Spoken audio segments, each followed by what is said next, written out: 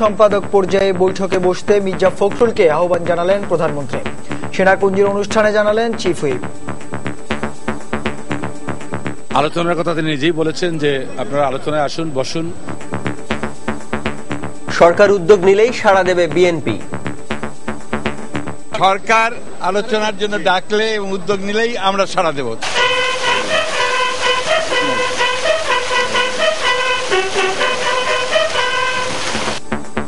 সশস্ত্র বাহিনী দিবসে শিখা অনির্বাণে পুষ্পার্ঘ্য অর্পণ।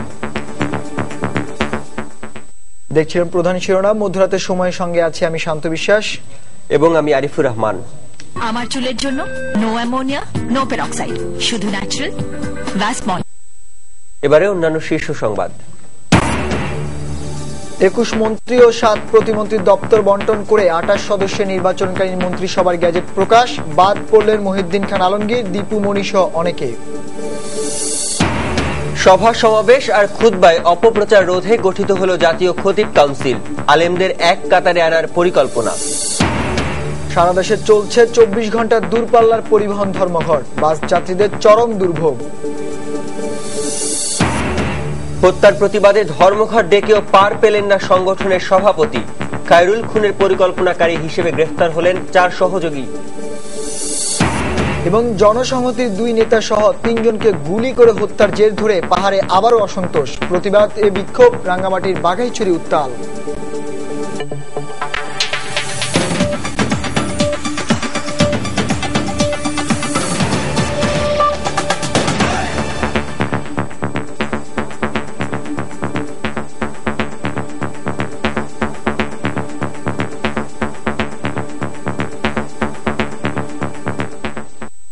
বিএনপির ভারপ্রাপ্ত মহাসচিব মির্জা ফখরুল ইসলাম আলমগীরকে 2 দলের সাধারণ সম্পাদক পর্যায়ে সংলাপে বসার আহ্বান জানিয়েছেন প্রধানমন্ত্রী শেখ হাসিনা।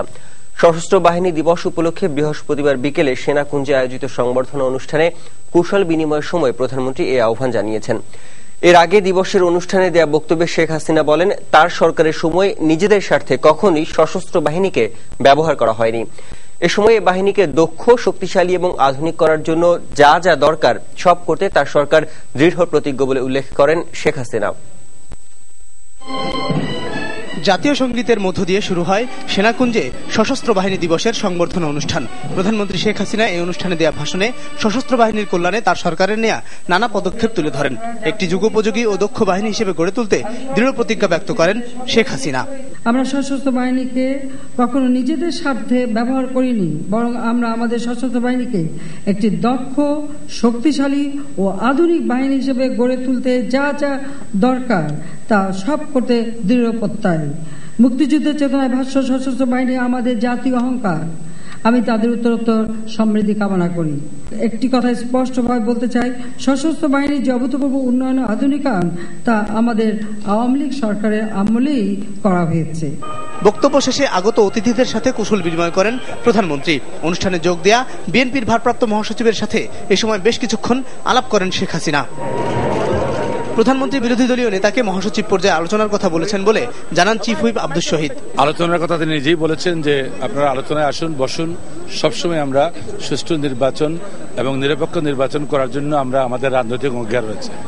আমরা সেই অঙ্গীকার বাস্তবায়নের সবার সহযোগিতা চাই।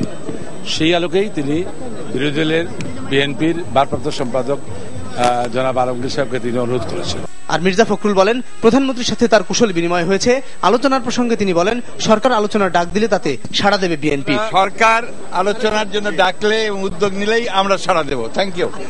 এদিকে জাতীয় পার্টির চেয়ারম্যান বলেন, বর্তমান পরিস্থিতিতে 2 নেত্রীর মধ্যে আলোচনা সম্ভব নয়। আমরা তো সংখ্যা চাই না, নির্বাচন চাই। আমি নির্বাচনে জয়েন করেছি, আমি নির্বাচন করবো বলে সবাই আসলে সে ভালো হয়, আমরা সব উপলব্ধি করি, নাহলে দেশ সংঘাত দিকে যাবে।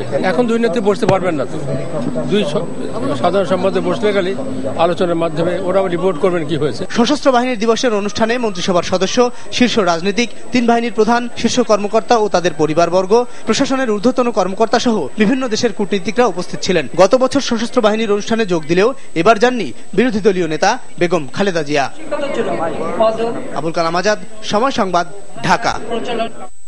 এর আগে এদিন সকালে সশস্ত্র বাহিনী দিবসে সেনানিবাসে বীরশ্রেষ্ঠ এবং খেতাবপ্রাপ্ত মুক্তিযোদ্ধাদের উত্তরাধিকারীদের সম্মানে আয়োজিত এক সংবর্ধনা অনুষ্ঠানে প্রধানমন্ত্রী শেখ হাসিনা বলেছেন, তিনি ক্ষমতায় থাকুন বা না থাকুন, মুক্তিযোদ্ধাদের কল্যাণে সবসময় তাদের পাশে থাকবেন। সশস্ত্র বাহিনী দিবস উপলক্ষে সকালে ঢাকা সেনানিবাসের শিখা অনির্বাণে স্বাধীনতা যুদ্ধে শহীদ সশস্ত্র বাহিনীর সদস্যদের স্মৃতির প্রতি শ্রদ্ধা জানান বাহিনীর সর্বাধিনায়ক রাষ্ট্রপতি মোহাম্মদ আব্দুল হামিদ।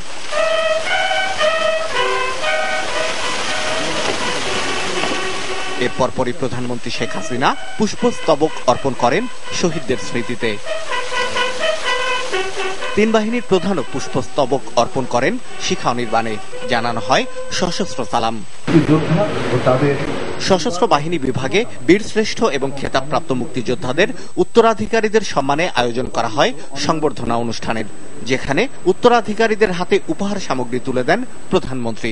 অনুষ্ঠানে শেখ হাসিনা মুক্তিযোদ্ধাদের কল্যাণে সরকারের নেয়া পদক্ষেপগুলো তুলে ধরেন। বলেন, মুক্তিযোদ্ধাদের অবদানের সর্বোচ্চ স্বীকৃতি নিশ্চিত করা সরকারের লক্ষ্য। আমি এটুকু আপনাদের কথা দিতে পারি যে মুক্তিযোদ্ধাদের কোনো চিকিৎসার জন্য বা থাকার জন্য কোনো কষ্ট, আমি ক্ষমতায় থাকতে হবে, ক্ষমতায় থাকি আর না থাকি, আমি সবসময়, আমি এমনকি বিরোধী দলেও যখন ছিলাম, আমি কিন্তু মুক্তিযোদ্ধা যখনই যারা এসেছে তাদের সহযোগিতা করেছি। কাজে এটা আমি আপনাদের কথা দিচ্ছি যে ক্ষমতা থাকলে হয়তো সুবিধা বেশি, কিন্তু না থাকলেও আমাদের যা কিছু আছে আমরা এদেশের মানুষের জন্যই বিলিয়ে দিয়েছি। কাজে আমরা আমার সাধ্যমতো আমি সহযোগিতা করে যাব। পরে সেনানিবাসে কুর্মিটোলা গলফ ক্লাবের নতুন ভবন এবং স্বাধীনতা টাওয়ার নামে একটি নতুন ভবন উদ্বোধন করেন প্রধানমন্ত্রী শেখ হাসিনা। শাহ আলী জয়, সময় সংবাদ, ঢাকা। 21 মন্ত্রী ও 7 প্রতিমন্ত্রীর দপ্তর বন্টন করে নির্বাচনকালীন মন্ত্রিসভার গেজেট প্রকাশ করা হয়েছে।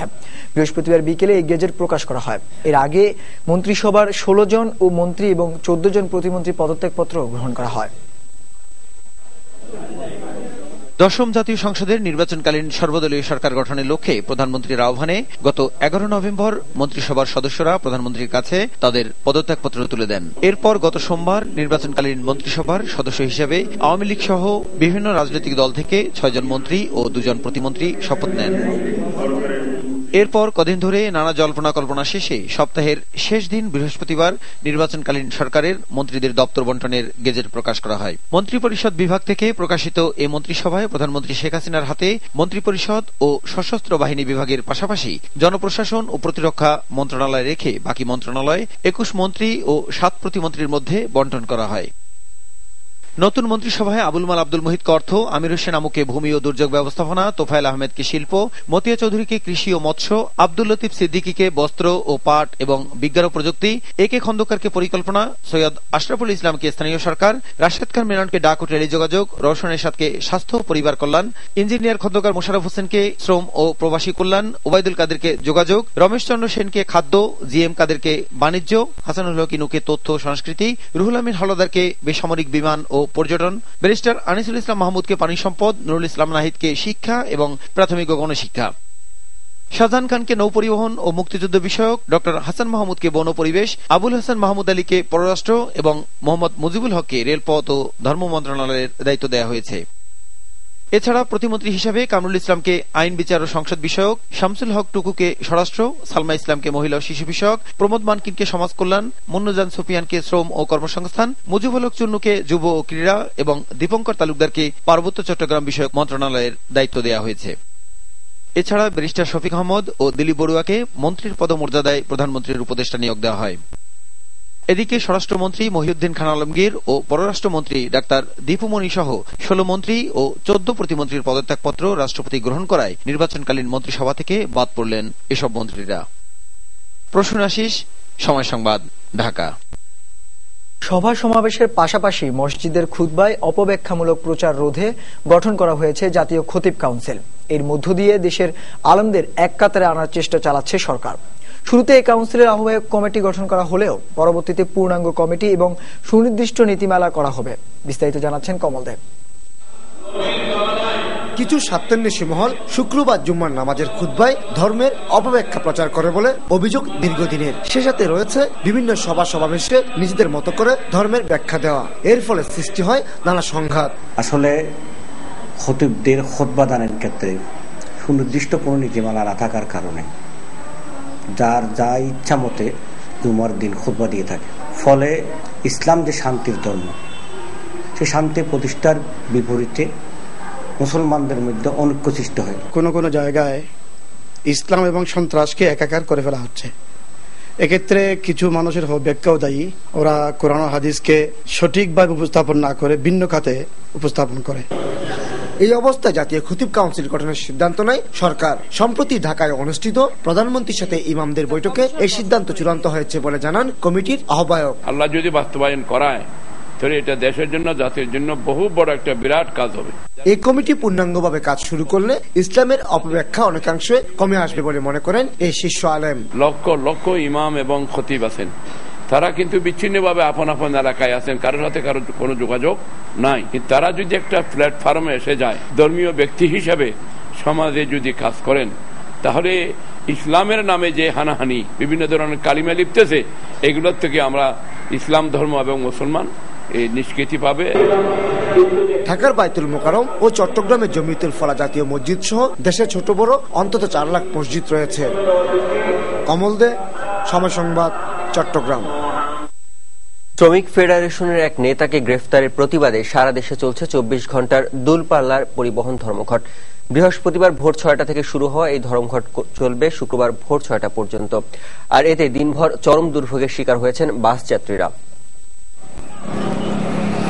সকালে গাবতলী টার্মিনালে গিয়ে দেখা গেছে সারি সারি বাস দাঁড়িয়ে আছে আর অপেক্ষায় যাত্রীরা।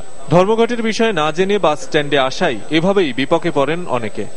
ঢাকার ভিতরে যখন আমি অফিসে গেছি তখন দেখি যে প্রচুর পরিমাণে গাড়ি চলতেছে, কিন্তু যখন আমি গাবতলির দিকে আসলাম চিন্তা করছি যে এখান থেকে গাড়ি হয়তো বা চলতে পারে, এসে দেখি যে একটা গাড়িও তো চলতেছে না। আমি নবীনগর থেকে আসলাম আর কি কুমিল্লা যাবো, এখন গাড়ি চলে না, যাইতে পারতেছি না। টিভিতে ঘোষণা দিত, পত্রিকা দিত, তাহলে আর আমরা ঘর থেকে বের হইতাম না। এদিকে পরিবহন শ্রমিকেরা জানিয়েছেন বাংলাদেশ সড়ক পরিবহন শ্রমিক ফেডারেশনের যুগ্ম সম্পাদক শিমুল বিশ্বাসকে মুক্তি না দিলে কঠোর আন্দোলনে যাবেন তারা। যেহেতু সে শ্রমিক নেতা, সেই হিসেবে আমরাও শ্রমিক, সেই হিসেবে আমরা তো একাত্মতা করবই। শিমুল বিশ্বাস ছেড়ে দিলে ধর্মঘট হয়ে যাবে, আর যদি না চায় তাহলে কালকে সকাল 6টা পর্যন্ত ধর্মঘট চলবে। তবে ধর্মঘটের আওতামুক্ত থাকবে গণমাধ্যম, গাড়ি এবং অ্যাম্বুলেন্স। শফিক মোহাম্মদ, সময় সংবাদ, ঢাকা। এদিকে দেশের বিভিন্ন স্থানে বাস স্টপেজগুলোতেও বৃহস্পতিবার সকাল থেকে বন্ধ রয়েছে দূরপাল্লার বাসের টিকিট কাউন্টার। এছাড়া কোথাও কোথাও পরিবহন চলাচলে বাধা দেওয়ার খবর পাওয়া গেছে, আর সে কারণে ভোগান্তিতে পড়তে হয়েছে সাধারণ যাত্রীদেরও। কোনো কাউন্টারে কোনো টিকিট, আমি যে কত হয়রানির মধ্যে আছি, আমি এর মধ্যে যাওয়াটা খুবই ইম্পর্টেন্ট। এখন বাস পাইতেছি না, এই দুর্ভোগ, মানে আমি 8টার দিকে বার এখন মধ্যে যাইতে পারতেছি না, হাঁটাহাঁটি করতেছি, গাড়ি পাইতেছি না, টিকিটও পাইতেছি না, কোন সময় যাবো এখন অনিশ্চিতের ভিতরে আছি আর কি। মাজারে আসছিলাম, ওখান থেকে এখন যাইতে পারতেছি না। ঢাকা যাইতেছিলাম, কিন্তু এখন তো বিপদে পড়ে গেলাম, গাড়ি অবরোধ, জানি না কেন যে অবরোধ, তাও তো জানি না আর কি। আমার ভার্সিটির ফাইনাল টার্ম চলতেছে, তো এই টাইমে আমি আগামীকালকে পরীক্ষা আছে। সম্পূর্ণ গাড়ি ঘোড়া সব বন্ধ, এখন আমি ঠাকুর চাকরি করি, এখন যাবো যে কি করে, এখন কোনো রাস্তাঘাট পাচ্ছি না। বারবার আপনার হরতাল, আপনার পরিবহন ধর্মঘট, আপনাদের সড়ক অবরোধ, এই নানান কারণে আমাদের জ্বালাও পড়া এই অবস্থা, আমরা এখন চলতে পারতেছি না। আগামীকালকে আমার পরীক্ষা, আমি যেতে পারছি না, আজকে রাতেই রওনা হতে হতো, কিন্তু এই যে হরতালের জন্য, অবরোধের জন্য যেতে পারছি না। আমি আজকে আমি জানতে পারলাম না যে আজকে অবরোধ, আইসা বাস স্ট্যান্ডে আইসা শুনলাম যে অবরোধ। আমাদের ধর্মঘটের কারণে আজকে আমরা কোনো গাড়ি ছাড়ি নাই, প্যাসেঞ্জার আসছিল, আমরা ক্যান্সেল করছি টিকিট। যারা লোন নিয়ে গাড়ি কিনছে, এদের অনেক মালিককে আত্মহত্যা করতে হবে। এটা যদি ইমিডিয়েটলি সলিউশন করা উচিত, একটু নত হলেও এটা সলিউশন করা উচিত জনগণের সাথে। ধর্মঘটটা আজকে থেকে শুরু করে আগামীকাল ভোর পর্যন্ত বলবৎ থাকবে, এই তো চলছে এইভাবে। এই কারণে আমাদের এই কর্মসূচিটা পালন করতে হচ্ছে, এবং এটা সম্পূর্ণ ফেডারেশন থেকে আমাদেরকে জানানো হয়েছে যে এটা পরিবহন ধর্মঘট পালন করতে হবে শিমুল বিশ্বাসকে কেন্দ্র করে। মধ্যরাতের সময় আরো থাকছে সিলেটের গোলাপগঞ্জে মা, বোন ও নিজের শিশু সন্তান সহ 4 জনকে কুপিয়ে হত্যা, মাদকাসক্ত ঘাতক আটক।